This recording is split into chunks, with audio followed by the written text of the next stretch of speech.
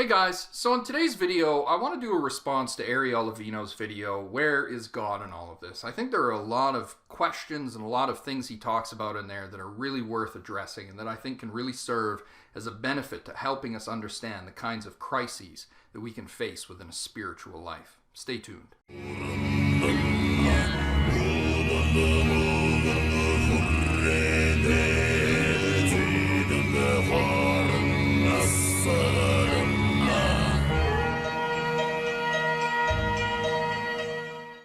I want to read for you guys an entry from my journal in March 3rd, 2009.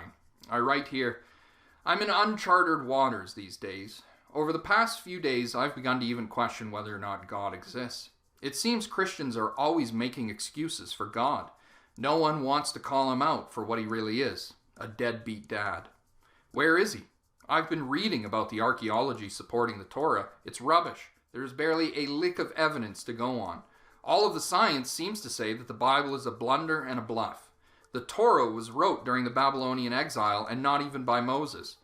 There came to be a glimmer of hope in Deuteronomy, but overall the situation is rather bleak. It's become pretty clear that the Bible is a mess, and such realities would tempt me toward Islam, but Islam's circumstances are not much better.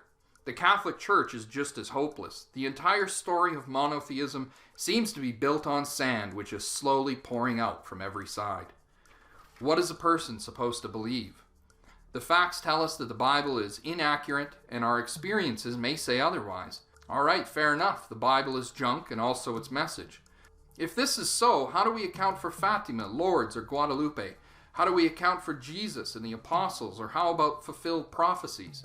So based on the miraculous, maybe Christianity seems to be true, but the thing is that Christianity is defined by a bunch of stuff which is so unreliable. Could the power of Jesus be no better than the power of Hindu gods and their milk miracles? What am I supposed to believe?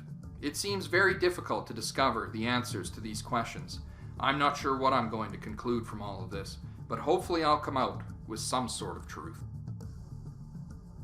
You know, that really was a journal entry that was, right before I genuinely lost my faith. And I can honestly say that my loss of faith, the thing which really ended my commitment to Catholicism and to Christianity, was not any of the things that I mentioned in here. I had already confronted the problems surrounding evolution. I had confronted the problems surrounding, biblical inaccuracies, but I was still able to kind of hold my faith together. I was still able to kind of, prop it up. What really ended my faith was when I lost confidence in the love and care of God. That was what really ended it. And as a former Christian, it finally got to the point as an adult where, upon reflection, it became clear God was anything but personal or loving. And I think that this is really true in most people's cases. Many atheists will say, I sat down and I read the Bible and I looked at things logically and I concluded that it's all junk. That's rubbish. If you really talk to most, especially zealous atheists, right? Those who lost their faith when they were adults, there's always some kind of an emotional crisis, some kind of an experience, a trauma that comes in, and then they begin to really question things, and they really, but it can even be the questioning itself. It can even be looking at things logically over time, and then finally one big piece of evidence comes in and blows the whole thing open, and then you just say, that's it, I'm done, all right, I'm out. But I think that it really attests to the fact that Americans especially are, with this evangelical Christian culture, there's a tremendous hope put on the Christian God, this tremendous expectation of what can be hoped for and longed for. Ariel mentions, a personal and loving God, a personal and loving deity, that swoops in and rescues us when things go wrong. And he, in the one video, at one point in the video, he challenges and says, what if you had the opportunity to see God face to face? And I find this really interesting because I had an experience actually of seeing God face to face. I was reading from the book of Ezekiel and I started to slip into a kind of trance. I was praying and I felt the presence of the Holy Spirit come over me, and my mind started to produce spontaneously these images that I was incapable of manipulating. It was as if I was dreaming while awake. I remember vividly even opening my eyes and looking around as if to say, am I asleep? It was just the weirdest experience. It was like dreaming while awake. And when I would close my eyes, this whole world opened up. And it was not the product of my imagination because I couldn't manipulate it. I couldn't change anything. It was as if this presence had come over me, this intuitive power had come over me, and that it was producing this experience within my mind. It was an extraordinary event. And in the vision, I saw this vast open white space, and then the face of Jesus began to emerge, and he was smiling. It makes me laugh now because, at the time when I saw it, Jesus had this smile on his face as if to say, oh, I am going to ruin this kid's life. It was like, he has no idea what I'm about to do to him. And it makes me laugh because now I know why he was smiling. It's like, yeah, this was going to ruin my life. Yeah. And I'm looking and I'm going, what is all this? And he kind of gestures off to one side. And I look over in the vision and I see this hazy cloud. I see this hazy white cloud. And there's somebody seated behind it. And I look at the cloud and I begin peering through it. And I'm looking and looking. And I begin to recognize that this is the deity. This is the Father, God the Father seated upon the throne. And, the cloud starts to move away. Now, I had been reading from the book of Exodus how it said, you cannot see the face of God and live. If you behold the face of God, you will surely die, is what Moses tells us, right? So I was profoundly curious, and it's amusing because, I'm so bloody curious that I forget if you'd think I would have thought in that moment, oh yeah, you can't see the face of God and live. No. I was so curious that it was just like, I gotta see, right? So I'm peering through the cloud and I'm looking, and the cloud slowly begins to slip away, and I look at the face, and at first I thought, wow, the face is young. I didn't expect that. It's, you always think of God as having a great white beard, with long hair, maybe, a bald head, something like this, something more like Santa Claus, right? And this face was very young. And I began to look really close, and I'm peering, I'm looking through the shadow, I'm looking through the cloud, and then suddenly my blood ran cold because I knew whose face it was. It was my own, staring back at me. I remember coming out of the experience. I came out of the vision and I was just vibrating. My hands were shaking. I was sweating profusely. My heart was racing, and I just didn't know what to do with this. I was just so disheveled and traumatized even. I'll never forget it because there was a moment at which I locked eyes with that being, and I'll never forget that it was just something inside of me changed. Something inside of me broke. It was, it was like I locked eyes with that being, and it was just a whoosh went through me, and I was just electrified with this experience, and I was so traumatized by it that I kind of suppressed it. I remember trying to make sense of it, trying to understand it, and I said, this makes no sense. There's nothing, there's nothing logical about saying God's face is my own face. How the hell does that work, It made no sense to me at all. And it wasn't until years later that I was introduced to Hinduism and Buddhism and the notion of the Atman, this idea that God is consciousness, that God is breath, that God is the life that sustains us all, and that to see the face of God is to see your own face. In fact, it said that when the Buddha achieved enlightenment, that's the very last thing he saw was himself. So it's this realization of the divine as an inner reality, as the divine as an inner form of existence, as the root and source of consciousness. And this is so vastly beyond what we in the West traditionally think of as the deity, as like a Santa Claus in the sky who makes sure that you get your presents at the holidays. It's this idea that, for many Christians, I think, their belly is higher than the deity. They don't really worship God. They only worship God in so much as God gives them the things they want, right? They're only interested in serving the deity in so much as the deity serves them. So it's the idea that there is this abstract notion of goodness in the world, right? Goodness like the innocence of a child, the taste of a good meal, the health of the body, vitality and life. And this goodness transcends the deity. And the deity ultimately must serve that goodness. And if the deity does not serve that worldly goodness, then the deity is no good, right? That's Western American thinking, where, Americans and Europeans, this whole cultural orientation is so fixated on the material that to think of something as being good apart from this world is not even something they're willing to address. I mean, goodness in the world is basically what satisfies my appetites, and this is ultimately a utilitarian ethic, and it reveals the fact that the real God of America is their stomach and their genitals, right? In fact, Joseph Campbell, he liked to point this out. He says, that is really the one true world religion that you find everywhere. Health, wealth, and progeny, right? Everyone, the deities will change, but everywhere you go, people are praying for health, wealth, and children, right? They want children, they want property, and they'll do whatever it takes to get it, including, bowing before the deity, right? Yes. I will tell you right now, if the Christian God does exist, the first thing I would like to do so as to stop wasting my time is to see that being face to face. Right now is a good time, actually.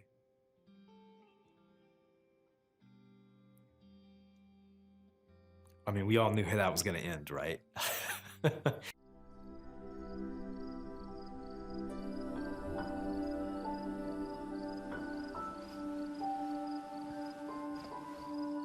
Joseph, thou son of David, fear not to take unto thee Mary, thy wife, for that which is conceived in her is of the Holy Ghost.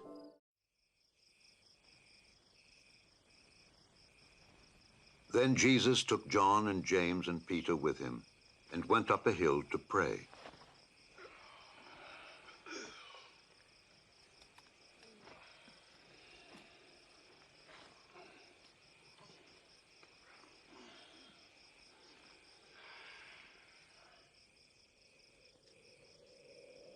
And while he was praying, the aspect of his face changed its appearance, and his clothes became dazzling white.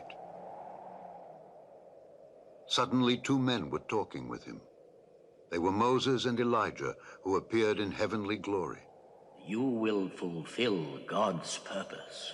You will die in Jerusalem.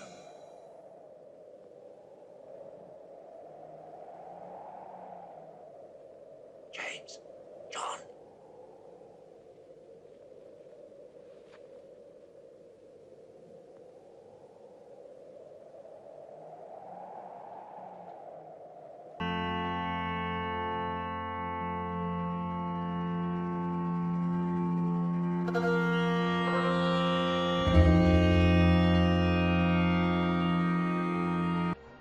But you can't curse what God has blessed. I don't care what they saying about you. I don't care how long they saying about you. You cannot curse what God has already blessed. They can tell you you're sorry because your daddy was sorry. They can tell you ain't going to be this. You ain't nothing. You're nothing. You're going to die this same way. No. You say, no, baby. That was pre-cross. That was before the cross. But now that Jesus has hung and bled on that cross of Calvary, I have been delivered from the curse of the law. When you're faced with a certain type of disappointment, continuously, we now see that as the norm. That becomes the new expectation, even though we use language that signifies the opposite expectation. Our behavior actually demonstrates that we're not expecting a reciprocal relationship with God. I don't see in a lot of this a tremendous fault on God's part, so much as I see a fault on our part, namely this tendency towards idolatry and worshiping the physical and created things of this world. And this was a crisis that I really faced in a profound and moving way. And I want to read for you guys another journal entry to give you a sense of what this was like, where I was at before I had my mystical experience. Dated to November whatever the fuck 2012. Got an interesting message today.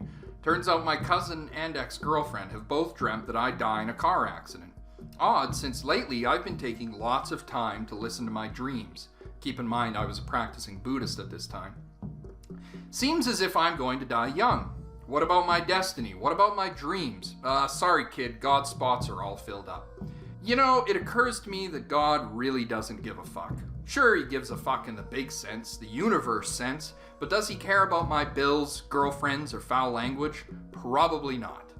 I don't know where we got this idea from. God is love. Sure he is, in the big cosmological sense, but really, what is man?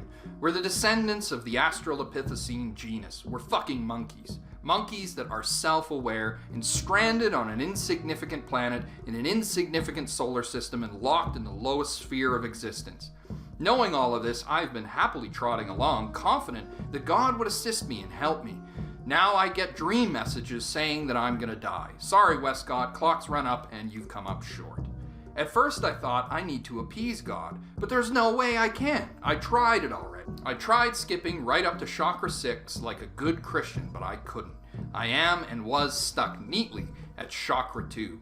What does this mean? It means I'm fucked. And when I think about it, it's sad, because really, most of us are fucked. Does God care? Doesn't seem so why should we?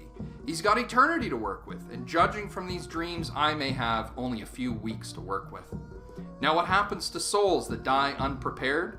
Well, the Egyptians say a crocodile eats your heart. Buddhists say you're reincarnated as an animal or as a ghost, or best of all, you're sent to a hell realm. Greeks, you're imprisoned in Hades like good old Prometheus, whose liver is eaten out by ravens every day. Now that sounds cruel, doesn't it? But don't fear, the gods take mercy on ignorance. Lord, I didn't know any better. But what about souls like mine? They're not treated so lightly. God lets children die every day. Disease, famine, plague. Does he care? Of course he does. They'll be carried off into some new dream, a new existence, and maybe in 1,000 years they'll have another shot. We're playthings to the gods, puppets. You think you're important, but you're not.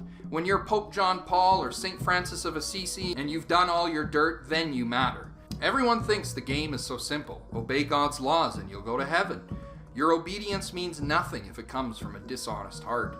St. Francis was a drunk and a whoremonger before a saint. He inherited his father's business and gave it all away. St. Augustine was a pagan and a womanizer. Buddha was a wealthy prince with numerous wives and concubines before he left. All saints come from sin. You can't skip chakras 1, 2, or 3, but if you die in them, you're major fucked. I'm not dying like this. I've worked too goddamn hard to know these things. I'm getting into paradise, and it'll take 1,000 demons to stop me. If I've got weeks, then in weeks I'll work. I'll seduce the women, steal the money, give it away, meditate in a cave, and kiss this world goodbye. Just try and stop me. And I looked at him, and I just screamed, I am Krishna! And I just plunged at this guy, and everything turned into fire. I remember burning, just everything burning, and it was like my memories were burning, my thoughts were burning, everything just lit on fire. And so that was a journal entry that I made only a few weeks before I had my LSD experience, and I was in a position of tremendous psychological stress. Remember, I'd just been assaulted also with a baseball bat. Some guys broke into the house, clocked me over the head with a baseball bat. So I really felt like the whole fucking universe was coming at me. I laugh about it now, but boy, it really felt like the world was caving in all around me. And it was caving in.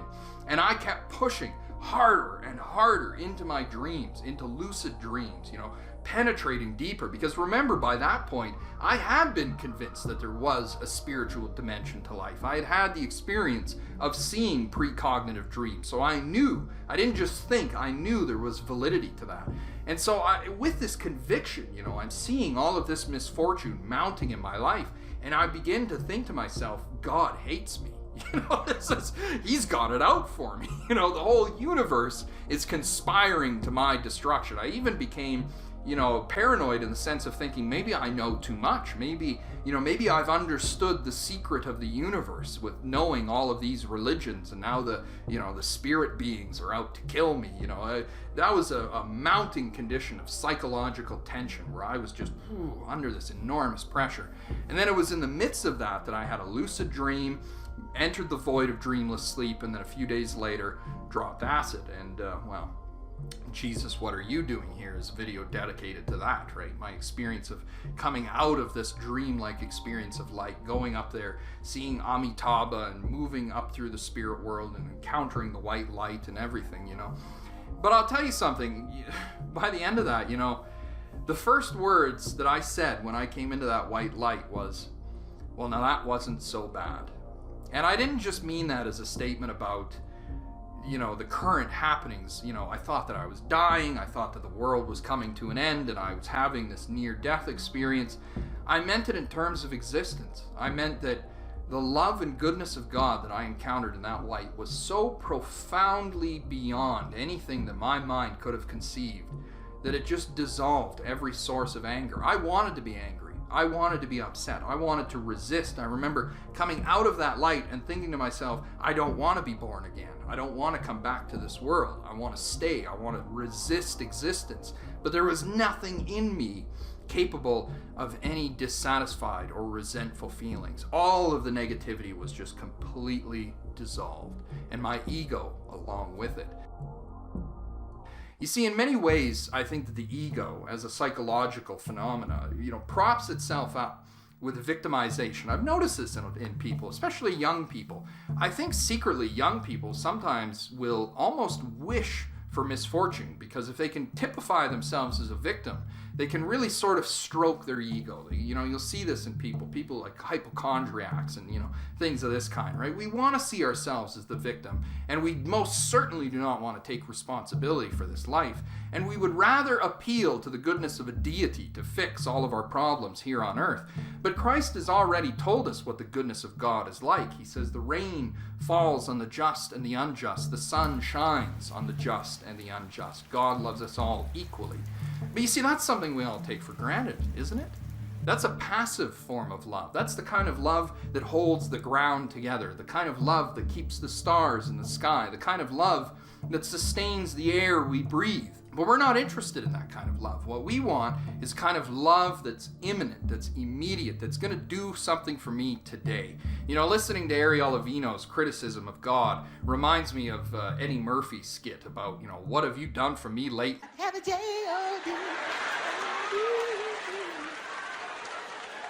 Janet Jackson got a hit record. What have you done for me lately? That's what they be thinking. What have you done for me lately? The record start off like that. I know he used to do shit for you, but what has he done for you lately? Baby, I love you. What have you done for me lately? You the only thing on my mind. What have you done for me lately? We make good love. What have you done for me lately? I'm entitled, man. I deserve a little bit of a show from time to time. I mean, this cosmic mystery wants me to worship it. Well, come on, Let's see some action. Let's see you do something. That's not the way God exists. I often think that atheists petitioning the deity the way they do is like a herd of penguins standing on the coast of the Antarctic petitioning an iceberg. This thing moves in, with momentum that is just beyond the efforts of any measly human being. But you'd say, well, that's not a personal deity. That's an impersonal deity. That's a deity that just plows you over. And there is an aspect of that to the deity, and this is attested right in the scriptures, right? We see God moving in history and whole nations being wiped out, whole courses of history being changed. And I think that many people in the West are so individualistic, so egocentric, that they ask themselves, what has this got to do with me? What has this got to do with me, myself, and I? Padre Pio, he says, I can, I will, I must. This is the devil. It's this selfishness. It's this self-centeredness that is irrelevant to the cosmic mystery. When you look around you, when I had my near-death experience, that was the thing that really I came away with. I took all of my anger, all of my frustration, all of my resentment and hatred and every goddamn negative feeling that I could conjure up from within myself, and I put it all into that experience, and I pushed myself out of my body, rocketed up into the spirit world, came into the living presence of God, and realized it was all fine. And all the anger, all the resentment slipped away. It was dissolved like nothing, like a mist, just into space, gone. And my ego goes with it. That's the ego. The ego, don't take away my pain, because that's what we use. That's what we pry against. I hear some people say they're going to come before the judgment seat of God and they're going to throw a bunch of criticism. Why do you let children die? And let me tell you something. There's no ego in the presence of God, because when you come into the living presence of that spiritual mystery, any sense of an I separate from it dissolves, and you realize that you are as much a participant in the creation of the world as it, that you are a sharer in this experience of life, and that God shares his spirit with all life on earth, and that he is not just some aristocratic deity, sitting up there with a big high and mighty chest, looking down and going, what can I do for Westcott today? This is childish thinking. It's very childish thinking. The tree of life. They say whoever drinks of its sap will live forever.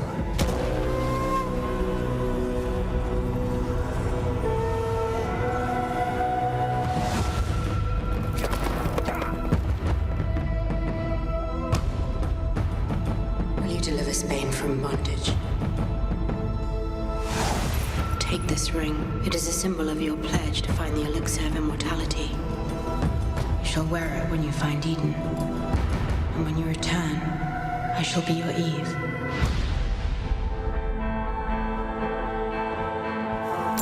Is everything alright? Everything's alright. How's she doing? She had a seizure.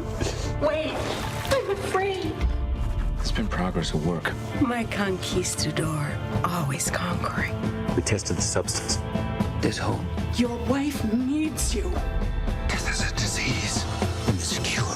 I will find it.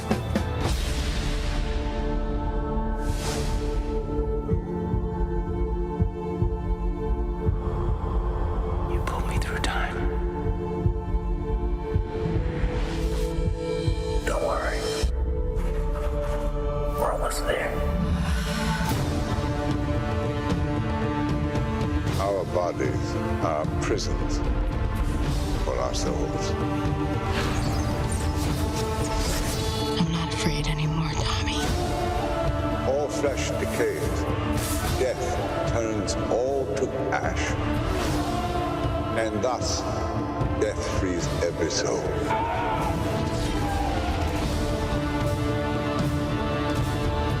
Together we will live forever.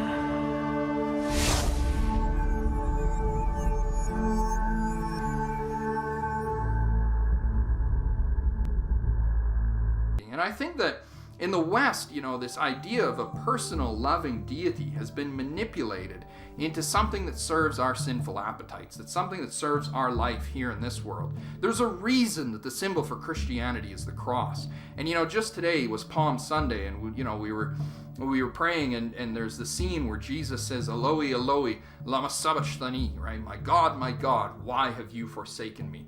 And I often ask myself, why did Jesus say that? Did Jesus feel like God had forsaken him? Well, that can't be right, because Jesus knew that he was going to suffer and die. He even tells his apostles, he says, I'll be crucified and 3 days later I'll rise.